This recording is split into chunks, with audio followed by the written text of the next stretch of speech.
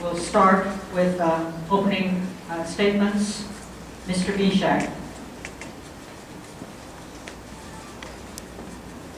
I want to thank the League of Women Voters for sponsoring this debate, for everyone that came out tonight.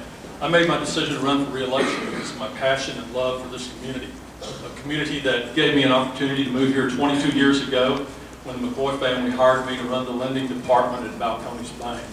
This community helped me raise my 9-year-old son as a single parent until his freshman year at Texas State University when I married Robin, a Crockett Elementary school teacher, who is the love of my life. San Marcos will always be my home. Robin and I have children and grandchildren that live here and go to school here. And I hope my son and his wife will be able to find jobs so they can move here when he gets out of the Army next year.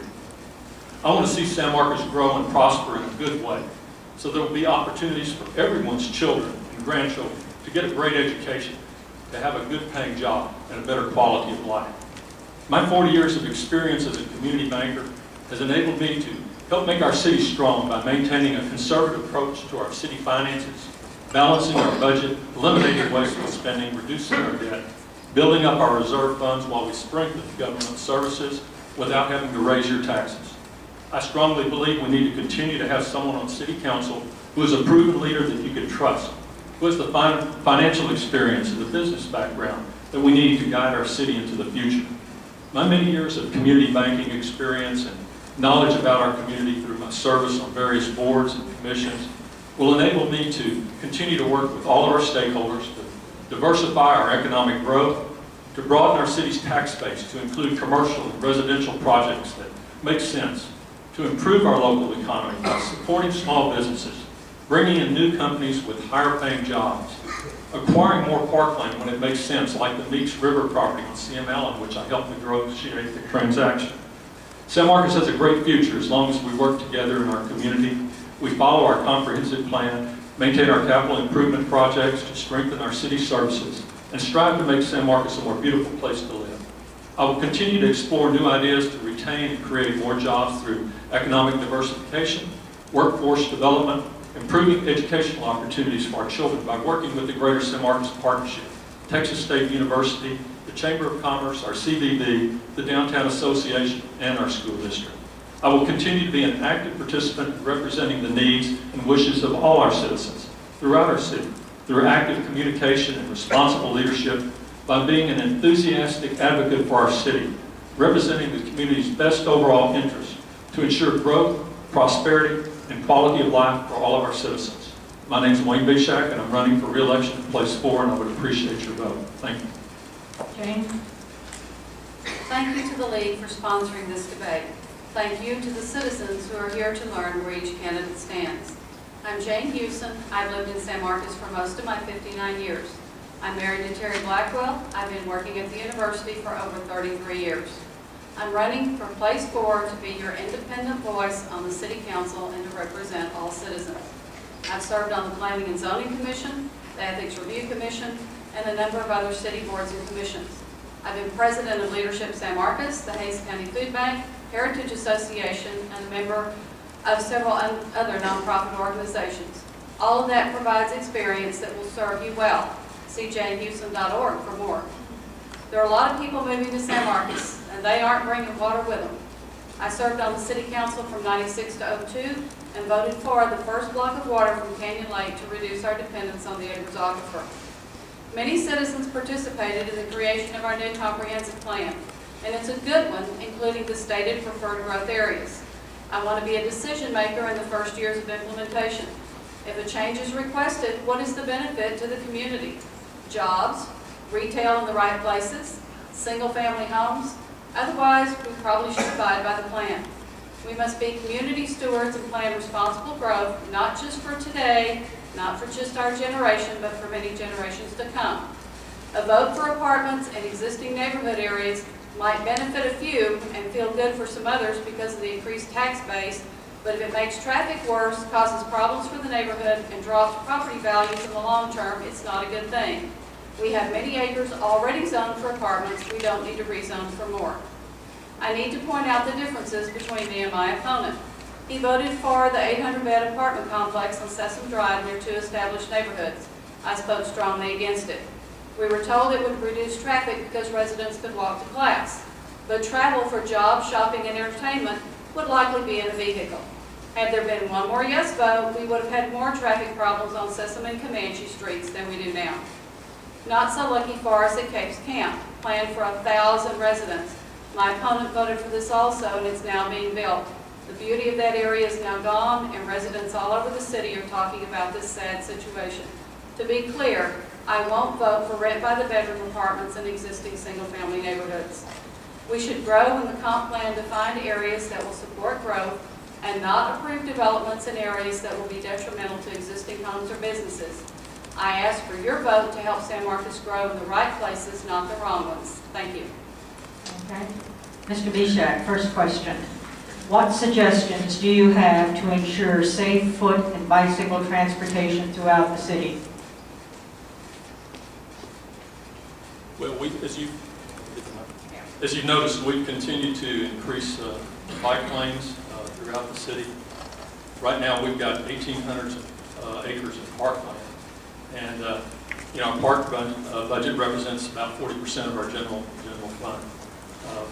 What I've done since I've been on council, I've supported our growth to make more parkland available, more park trails.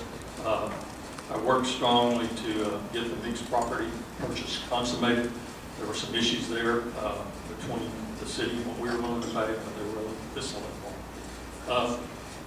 On the Capes Camp, we were able to get that passed by a 5-2 vote, which included 3 of my other colleagues and the mayor, because it makes sense. I took the lead in negotiating for 20 acres of parkland that included both sides of the river, Capes Camp and Thompson's Island. And on the night of the vote, I called the developer up there on the stand and asked him if he'd be willing to give us an option to purchase additional parkland on the south side for public access, picnic tables, barbecue pits, and so forth. Thank you. Ms. Houston? My 6 years on council, I have voted to add bike and pedestrian lanes when we had new roadways built. As chair of the Transportation Advisory Board, when the Transportation Master Plan was prepared, there's an entire chapter on this. The city staff continues to look for ways to have places for bikes and also sidewalks for pedestrians. Many new sidewalks have been put in during the last, I can't remember how many years, probably 20. And there was a meeting just last week to see how we're going to do that on Sesame Drive. So I support that. It's underway, and it will continue to happen. Rebuttal, Mr. Bishak? When Ms. Houston served on city council during her term, over 3,000 units representing 7,654 bedrooms were approved in the city of San Marcos. That included apartments approved in sector 1, 3, 5, 6, 7, and 8. So yes, I did vote for Capes Camp along with 4 of my colleagues, but it was a good decision when you look at it from the overall benefit of the city.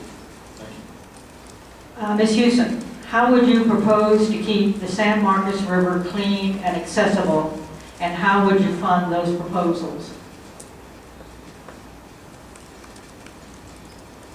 We have to keep our river clean and beautiful because that's why many, many folks come here, and that's why many live here.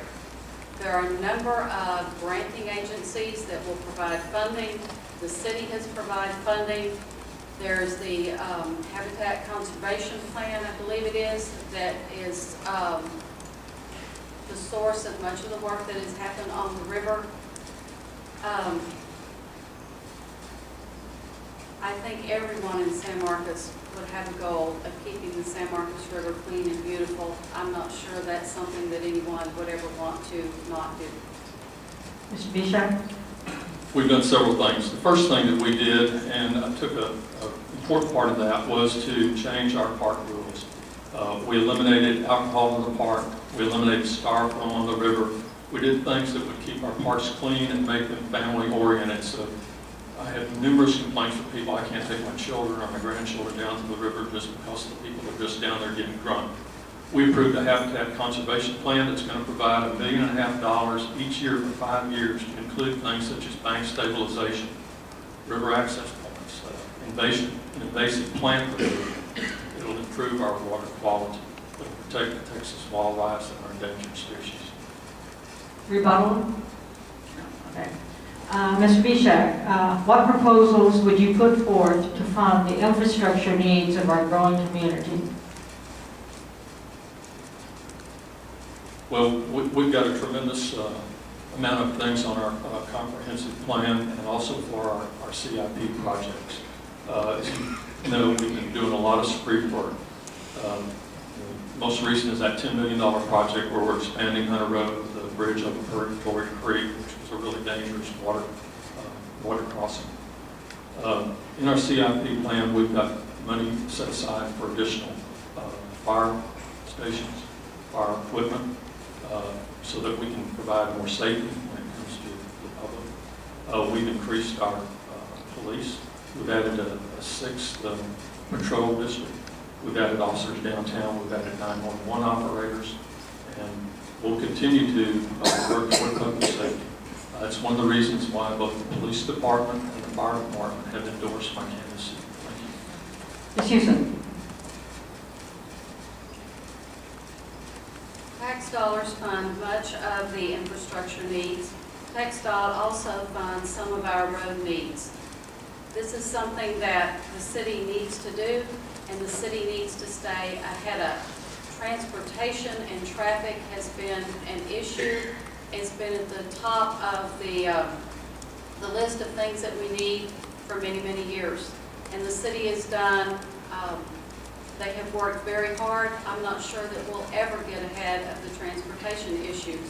Sessom Drive, if you've ever been down Sessom Drive at 5 o'clock, you know that's a tough place to be. We need to continue to expand our fire department. We need more fire stations. That will happen as we grow. And we need to support all of our public safety structures. Thank you. Rebuttal? Mr. Bishak? And Ms. Houston, what plans would you support to address traffic congestion?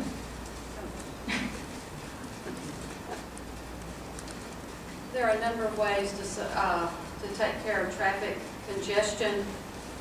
It's not always more asphalt. Sometimes it is asking businesses to perhaps change their hours so that not everyone is on the road at 5 o'clock. The university does allow some flex time, and that's a lot of people that get on the road all at once. Is it traffic or transportation? Traffic. Traffic congestion. Yes. The Wonder World extension, which was initiated when I was on the council, I believe has helped immensely with the amount of traffic that was going down Hunter Road and in other areas in the downtown area. That's one way, and that we have alleviated some of those congested areas. And it's probably time to have another bond committee and see what other ideas we can come up with, because that's where that one came from. Thank you. Mr. Bishak? We're doing several things. You know, I just mentioned the Hunter Road improvements, which are going to improve the traffic coming in and out of town. I bought that roundabout, which made neighbors in that neighborhood very pleased, and we got that eliminated. Other things we're doing are the intersections, which has been completed at I-35 and Ocarina. We just completed the one at Interstate 35 and 80. I know there is some confusion, but once people get used to it and watch the signs, it's going to improve that traffic through there immensely. The other thing that we've got on the agenda is an overpass over Ocarina. Virtually everything's been done with that. Construction is going to start pretty soon. That'll give us another overpass over the railroad tracks. I know one of the biggest problems that we all have is sitting there waiting on those trains. So that'll help us on the north side of town. And in addition to that, I just spoke to the city manager this morning. We continue to have problems on I-35 and Wonder World. I'm sure that y'all see how the traffic flows there. Everything's... Rebuttal, Ms. Houston? The Hunter Road widening is going to be a wonderful and welcome addition, And that was initiated when I was on the Transportation Advisory Board and that Transportation Master Plan. Thank you. And let's have closing statements now. Mr. Bishar. I'm the first on the opening. Should be Oh, go okay. first on the closing. Okay. I mean, I don't mind. You would be correct. Thanks again to the League for hosting this debate and to the citizens for your attendance. Council members have the responsibility to manage taxpayers' money and they must be extremely careful with it. I did that for 6 years and I'm ready to do it again. As an example, these are my push cards. Inexpensive, yet serves the purpose for something that's temporary. As a math major, I look at topics analytically. What is the upside? What is the downside? Is there a cost to our community? Is it worth it? This should be expected of public officials dealing with public money and making decisions that affect our lives and our livelihoods. When I was on the council before, I was often thanked for asking the hard questions. San Marcos has a bright future and many opportunities ahead, but we need jobs. Many of our community live near or below the poverty line, and 70% of our school children are eligible for the free lunch program. We must attract good, clean, low-water using companies that pay reasonable salaries with benefits. Citizens are asking that we review the drought ordinance, and I agree. Reminder, I won't vote for rent by the bedroom apartments in existing single-family neighborhoods. If you would like to continue this conversation, I invite you to my question and answer session on the future of San Marcos tomorrow evening from 5 to 7 at the Dunbar Center, 801 MLK Drive. You may have noticed that I'm the only woman candidate this year. We only have one woman on the council now. We could use 3 or 4. You feel we need more than one woman on the city council? Vote for me. Whether you know me as Ms. Houston, Mrs. Blackwell, Jane, or Aunt Jane, I'm asking for your vote. I have the leadership, commitment, and experience to be an independent voice on the council and to ask the questions for you. Mr. Bishar. I strongly believe that we need to continue to have someone on council who is a proven leader that you can trust, that has the financial experience and business background necessary to manage a $170 million plus budget and guide our city into the future. My many years as a community banker, along with my service on various community boards and commissions, provides me with the knowledge that's needed and the experience to work with all of our stakeholders to diversify our economic growth, broaden our tax base to include commercial and residential developments that make sense, bring in companies with higher paying jobs, while providing better educational opportunities for our children. As your councilman, I've worked hard to support education through our Core 4 initiative to develop a youth master plan that creates partnerships with the university, school district, United Way, CTMC, and other stakeholders to improve educational opportunities for our children, to include our new pre-K campus, which will give our young children a head start. As a member of our Finance and Audit Committee, I've made sure we're spending our tax dollars wisely, reducing the city's debt, and we've improved our bond rating to AA. I also helped craft our affordable workforce housing policy to help lower income families in our city. As a board member on our Greater San Marcos Partnership, I've worked hard to bring companies to San Marcos that have good paying jobs. That's resulted in 8 company relocations, representing 190 good paying jobs over the past 3 years. I want to expand on that success because every time a new company relocates to San Marcos, it helps our small businesses and it provides better paying job opportunities for all of our citizens. As your councilman, my priorities will continue to include sound finances, efficient city services, strong public safety, better roads, education, economic development, and job creation. I'm proud to have served the city of San Marcos and to have been elected as Deputy Mayor Pro Tem by my colleagues. I'm proud to have the endorsement of our citizen, our police and our firemen. I ask for your vote. Thank you. Okay, we've got time for maybe 2 questions, so make them perfect. Will Tapp. The fluoridation chemical used in the city water is hydrofluorosilicic acid. It's mainly lead and arsenic, and it comes from fertilizer factories. There's no studies demonstrating this chemical is good for teeth. What, if anything, would earn your vote to take the hydrofluorosilicic acid, fluoridation chemicals, out of the city water supply?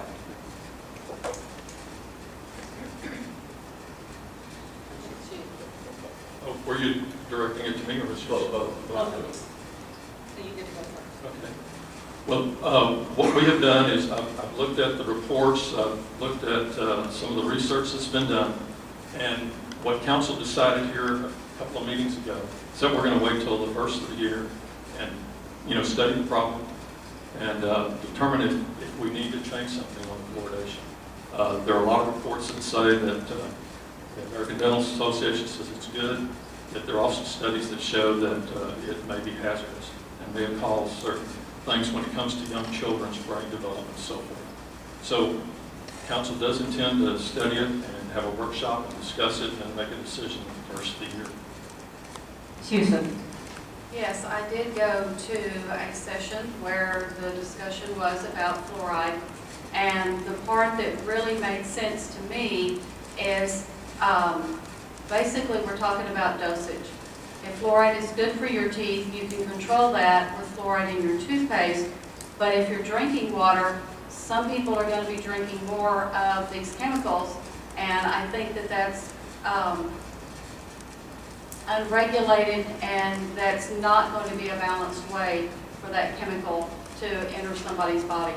So I'm glad to see council is looking harder at it. Right now, I would be leaning towards taking it out, or not putting it in. Next question, fast. Melissa Derrick for Wayne. How can the citizens trust that you will vote for their interest to protect San Marcos neighborhoods when an analysis of your campaign finances thus far shows that 95% of your funds come from the real estate industry, building and construction industry, and out-of-towners, leaving many to believe that you favor special interests? That is not correct, Ms. Derrick. I have contributions from carpenters, plumbers, electricians, realtors, doctors, attorneys, just a wide variety of different occupations. Obviously, if someone is more affluent in one profession, they're going to be able to give the candidate more money. But there are also a lot of people that aren't as affluent where they've given them $50 or $100 or $75. Ms. Houston, do you want to comment? My suggestion is that the citizens go and read both campaign reports. They're available on the city website, sanmarcostx.gov. On the right side, you click City Council. Then on the left side, you go down to City Elections.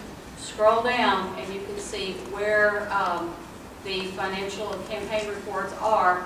And you will find that the Home Builders Association and the Real Estate PAC have contributed to my candidate.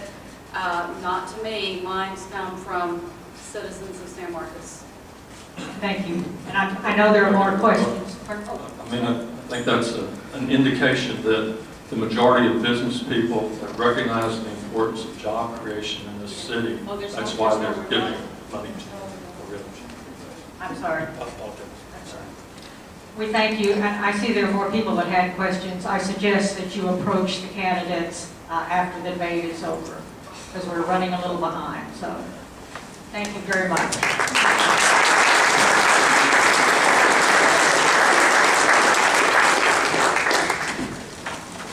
Okay, will the candidates for mayor please take their places at the table?